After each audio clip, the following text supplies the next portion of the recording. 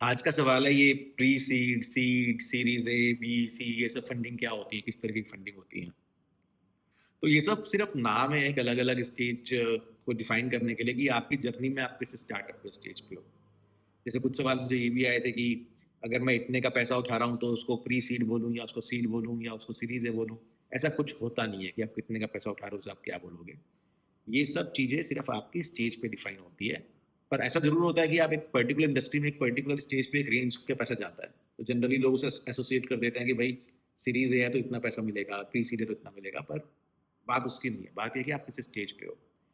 Pre seed का मतलब बीज से पहले, सीड मतलब बीज। जो आपका आइडिया है, जैसे अभी आपके दिमाग में स्टार्टअप का कोई आइडिया आ रहा है और आपको उसके लिए पैसा उठाना है। आपने कुछ बहुत ज़्यादा काम नहीं किया उसके ऊपर, या मान लो आपने सिर्फ एक वेबसाइट बनाई है या आपके 10 कस्टमर हैं और आपने एक प्रोटोटाइप का कुछ बनाया है, तो वो होता है प्री सीड स्टेज। कि आपने अभी आप बीज को बोओगे, आप उसमें पानी डालोगे, उस पानी के लिए, खाद के लिए आपको खर्चा उठाना है। वो प्री सीड स्टेज होता है, सीड से पहले का। जनरली प्री सीड स्टेज में जो पैसा मिलता है वो आपको मिलता है फ्रेंड्स, फैमिली और हम फूल्स बोलते हैं 3 एफ से। कि आपके दोस्तों से पैसा ले लिया, आपके परिवार ने पैसा दे दिया, या आपने किसी को बेवकूफ़ बना के पैसा ले लिया। क्योंकि मेन चीज़ है, बिज़नेस तो कुछ है ही नहीं, आप आइडिया पे पैसा उठा रहे हो। तो और अगर मान लो पहले का ट्रैक रिकॉर्ड भी नहीं है, तो जनरली आपके फ्रेंड्स और फैमिली आपको पैसा देने वाले हैं। तो वो हो गया आपका प्री सीड स्टेज। उसके बाद जो नेक्स्ट स्टेज ऑफ फंडिंग होती है वो होती है सीड स्टेज। सीड स्टेज तब होती है कि आपने अभी सीड को बो दिया, कुछ निकलना शुरू हो गया उसमें से। कि आपने एक एमवीपी बोलते हैं, मिनिमम वायबल प्रोडक्ट। आपने एक प्रोडक्ट बना लिया, आपने मार्केट में ले गए, रिस्पॉन्स आना शुरू हुआ, थोड़ा पैसा आना मेरे पास शुरू हो गया, बेसिकली रेवेन्यू आना शुरू हो गया। तो वो होती है आपकी सीड स्टेज।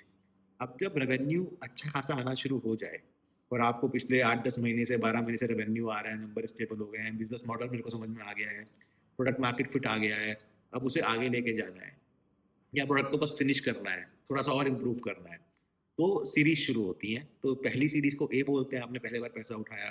तो सीरीज़ ए का मतलब जितने इन्वेस्टर अब इस टाइम आ रहे हैं, क्योंकि फंड एक दिन में उठता नहीं है, 3 से 6 महीने आराम से लगते हैं, कुछ-कुछ अराउंड 9 महीने तक चलते हैं। तो उन 6 महीने में मान लो 5 लोग आए, तो सबको एक ही टर्म्स मिले कि भैया आप इतना पैसा डालोगे तो इतना आपको इक्विटी मिलेगी, या इतने ईसॉप्स मिलेंगे, या फिर आपको इतना, आपको सॉरी नॉट ईसॉप्स, इतने आपको स्टॉक्स मिलेंगे या फिर ऑप्शंस मिलेंगे। तो वो सब सीरीज़ ए हो गया। फिर आपने वो पैसा उठाया, आप उससे कुछ आगे बढ़े, आपने जो-जो चीज़ें करनी थी वो अचीव करी, बिज़नेस आगे बढ़ा। फिर आपने दोबारा से पैसा उठाया, तो अब ए हो गया तो फिर बी हो गया, फिर बी आएगा। फिर कुछ टाइम बाद आप फिर आगे बढ़े, आपको फिर पैसा चाहिए, फिर सी हो गया। तो इस तरह ए, बी, सी, डी, ई, एफ ये चलता ही रहेगा। ये होता है।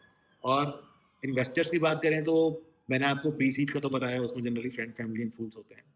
सीड स्टेज में जनरली इन्वेस्टर जो होते हैं वो होते हैं एंजल इन्वेस्टर। एंजल बोला जाता है उन लोगों को जो हाई नेट वर्थ वाले लोग हैं, जिनके पास पैसा है थोड़ा स्पेयर, जो स्टार्टअप में इन्वेस्ट करना चाहते हैं लेकिन खुद अपना जॉब वगैरह कर रहे हैं और उन्हें स्टार्टअप में इंटरेस्ट है। तो वो एंजल्स हैं, क्योंकि वो आपको उस टाइम पैसा दे रहे हैं जब आपको कोई और पैसा नहीं दे रहा, आपको उस टाइम पैसा चाहिए।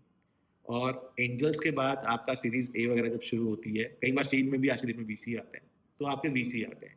वीसी होते हैं वेंचर कैपिटलिस्ट, जो आपको बहुत सारा पैसा देते हैं, पर उनका मेन मॉडल होता है कि आप ग्रोथ करें बिजनेस को, तुरंत बिजनेस को आप आगे लेके जाएंगे, क्योंकि उनका जो पैसा जा रहा है उस पर रिटर्न्स कम, वापिस आने के चांस बहुत कम होते हैं। 10 में से करीब 8 स्टार्टअप फेल हो जाते हैं। तो उनका मेन फोकस ये है कि पैसा डालो और इसको पूरा पुश करो कि बिजनेस को आगे लेके जाए। और एक बार वो आगे चला जाता है, सीरीज सी के आसपास आप पहुंच जाते हैं, तो वीसीज पीछे हट जाते हैं, फिर प्राइवेट इक्विटी वाले लोग आते हैं, पीई वाले लोग आते हैं, वो पैसा डालते हैं। और उसके बाद वो कोशिश करते हैं कि आप अगले 2-3 साल में उन्हें एग्जिट दे दो, या तो कोई आपको एक्वायर कर ले या आपका आईपीओ निकल जाए, जिससे उनको उनका पैसा वापस मिल जाए। तो ये हमारे अलग तरह के फंडिंग स्टेज होती है और अलग तरह के इन्वेस्टर्स होता है जो स्टेज में होते हैं। ठीक है, होपफुली समझ में आया होगा। कुछ और डाउट हो तो आप मुझसे पूछो, और कोई और भी तरह का क्वेश्चन हो आप मेरे को मेल करो, मैं उसको कवर करूँ।